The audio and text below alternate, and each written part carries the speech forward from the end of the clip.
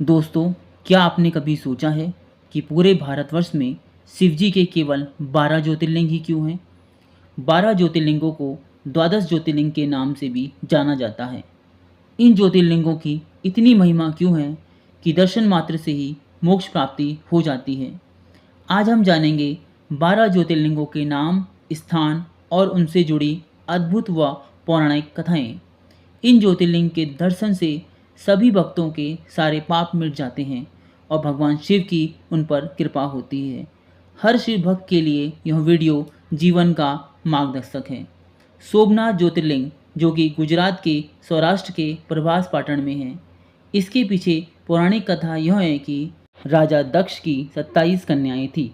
राजा दक्ष ने अपनी 27 पुत्रियों का विवाह चंद्रदेव के साथ किया था। चंद्रमा ने अपनी 27 पत्नियों में से रोहिणी को अधिक प्रेम दिया, जिससे बाकी पत्नियां दुखी हुई।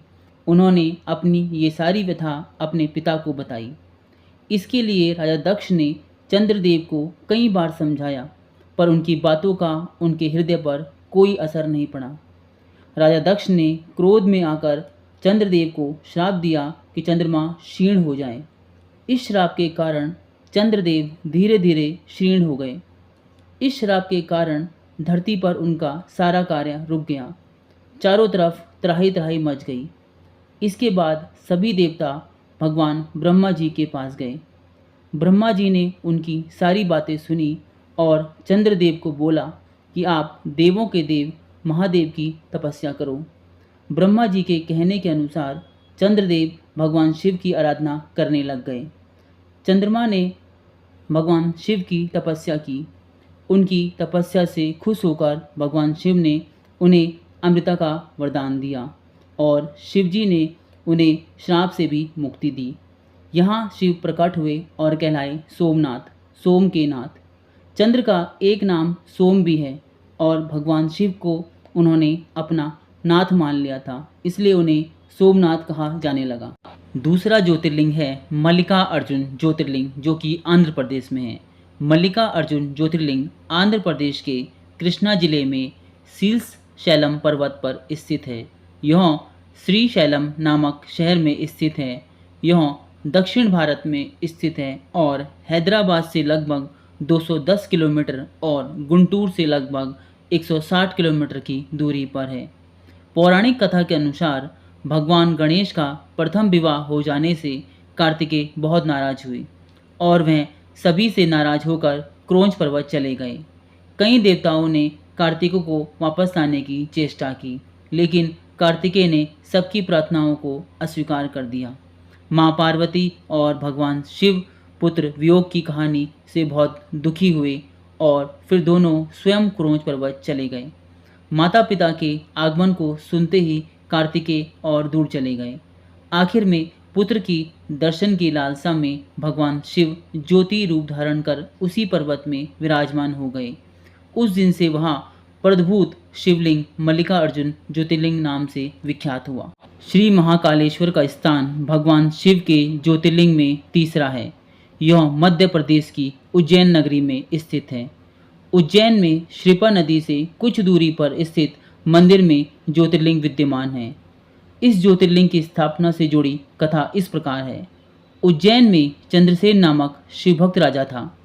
श्रीकर नामक एक 5 वर्ष के बालक ने जब राजा को शिवलिंग की पूजा करते देखा तो घर आते समय वह एक पत्थर का टुकड़ा अपने साथ घर ले आया और उसी को शिवलिंग मानकर उसकी पूजा करने लगा। यह देखकर उस बालक की माता ने पत्थर उठाकर घर से बाहर फेंक दिया और बालक को घर के अंदर ले जाने लगी तो बालक चीख पुकार करने लगा और भगवान शिव शंकर को मदद के लिए पुकारने लगा। पुकारते पुकारते बालक बेहोश हो गया। इस पर भगवान शिव से रहा नहीं गया और जब बालक को होश आया तो उसने देखा कि सामने सोने के दरवाजों वाला विशाल मंदिर है। उसके अंदर उपस्थित ज्योतिर्लिंग रोशनी की अद्भुत छटा बिखेर रहा है। इस पर बालक पहले तो आश्चर्य में डूबा और फिर खुश होकर भगवान शिव की स्तुति करने लगा। जब बालक की माता ने यह सब देखा तो बालक को उठाकर गले से लगा लिया। यह खबर जंगल में आग की तरह फैल गई और राजा चंद्रसेन को यह चमत्कार देखने आया और उस बालक की भक्ति की सराहना की। तभी वहाँ हनुमान जी प्रकट हुए और उन्होंने बालक की भक्ति की सराहना की। यही ज्योतिर्लिंग महाकालेश्वर ज्योतिर्लिंग के रूप में पूजा जाने लगा। चौथा ज्योतिर्लिंग है ओमकारेश्वर ज्योतिर्लिंग, जो कि मध्य प्रदेश में है। नर्मदा नदी के द्वीप मंडहता में स्थित मध्य प्रदेश में है।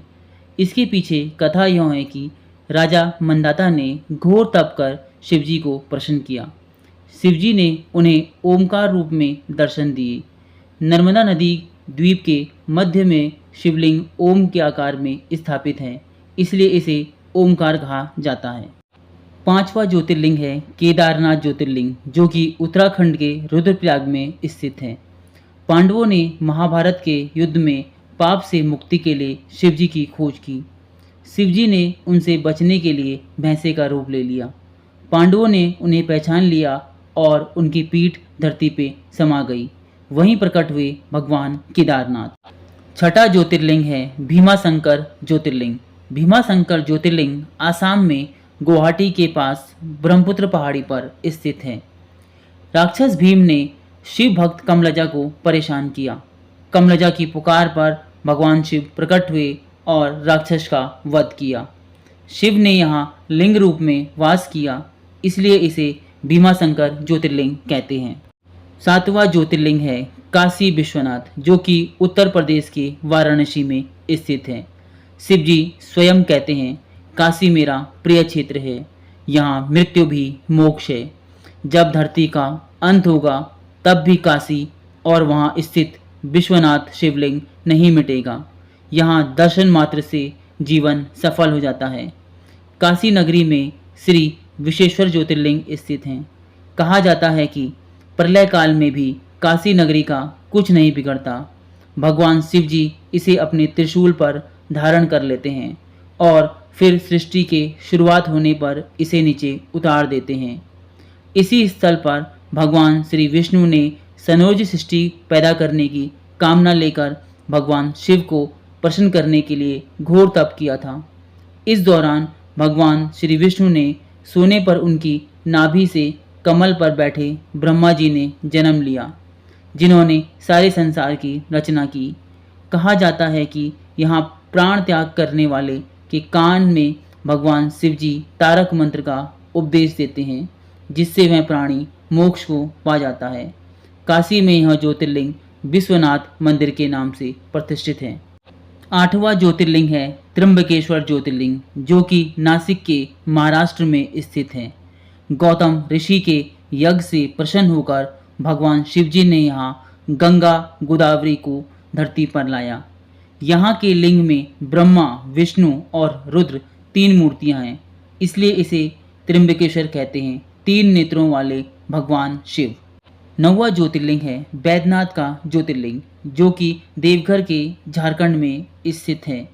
कहा जाता है कि एक बार राक्षसों के राजा रावण ने कैलाश पर्वत जाकर भगवान शिवजी की तपस्या की और अपने 9 सिर काटकर बारी बारी से शिवलिंग पर चढ़ा दिए। जब वह अपना 10वां सिर काटने लगा तो भगवान शिवजी प्रकट हुए और रावण से वरदान मांगने को कहा। इस पर रावण ने ज्योतिर्लिंग रूप में भगवान शिवजी से लंका चलने का अनुरोध किया, तो भगवान शिवजी ने कहा कि यदि ज्योतिर्लिंग मार्ग में भूमि पर रख दिया तो वह वहीं रह जाएगा। रावण ज्योतिर्लिंग लेकर चल दिया। चलते चलते उसे लघुशंका आई, तो वह एक राहगीर को शिवलिंग थमाकर लघुशंका के लिए चला गया। उस राहगीर से शिवलिंग का बोझ सहन नहीं हुआ तो उसने वो शिवलिंग वहीं पर रख दिया। जब रावण लौट कर आया तो उसने देखा कि शिवलिंग मार्ग पर रखा हुआ है। उसने उसे उठाने की भरपूर कोशिश की, लेकिन वह नहीं उठा।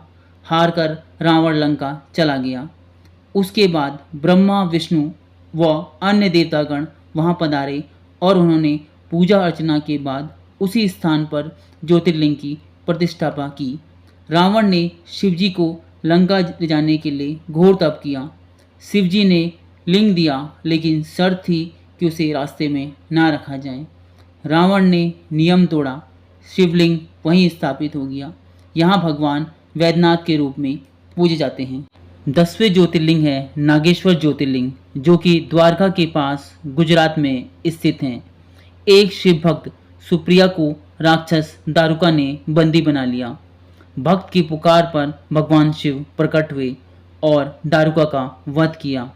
यहाँ शिव जी ने नागों के ईश्वर हैं, इसलिए इसे नागेश्वर के रूप में विराजमान हुए। 11वें ज्योतिर्लिंग है रामेश्वरम ज्योतिर्लिंग। रामेश्वरम ज्योतिर्लिंग तमिलनाडु के रामेश्वरम द्वीप में स्थित हैं। भगवान श्री राम ने रावण वध से पूर्व शिव पूजन करना चाहा। उन्होंने भगवान हनुमान से लिंग लाने को कहा और भगवान शिव की पूजा की। वहाँ बना रामेश्वरम ज्योतिर्लिंग, श्री राम जी द्वारा स्थापित ज्योतिर्लिंग, जिसे हम श्री रामेश्वरम ज्योतिर्लिंग कहते हैं। 12वें ज्योतिर्लिंग है घृष्णेश्वर ज्योतिर्लिंग, जो कि एलोरा के औरंगाबाद में स्थित हैं। कथा यह है कि ग्रीष्म नामक भक्त ने घोर तपस्या कर भगवान शिव जी को प्रसन्न किया। शिव जी ने दर्शन देकर वहाँ वास किया। यह छोटा ज्योतिर्लिंग है, लेकिन अत्यंत प्रभावशाली है। यहाँ शिव कहलाए घृणेश्वर ज्योतिर्लिंग, ग्रीष्म के ईश्वर अर्थात घृणेश्वर।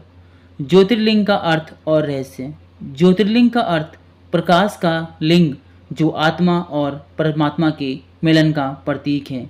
ये 12 ज्योतिर्लिंग पृथ्वी के 12 शक्तिपीठों की रक्षा करते हैं और चारों दिशाओं में शिव की शक्ति का प्रचार करते हैं। शिव कहते हैं, जो सच्चे मन से इन ज्योतिर्लिंगों का दर्शन करता है वह मेरे धाम को प्राप्त करता है। दोस्तों, अगर आपको यह पौराणिक कथा पसंद आए तो इस वीडियो को लाइक करें, चैनल को सब्सक्राइब करें और इस ज्ञान को ज़्यादा से ज़्यादा लोगों तक पहुँचाएं।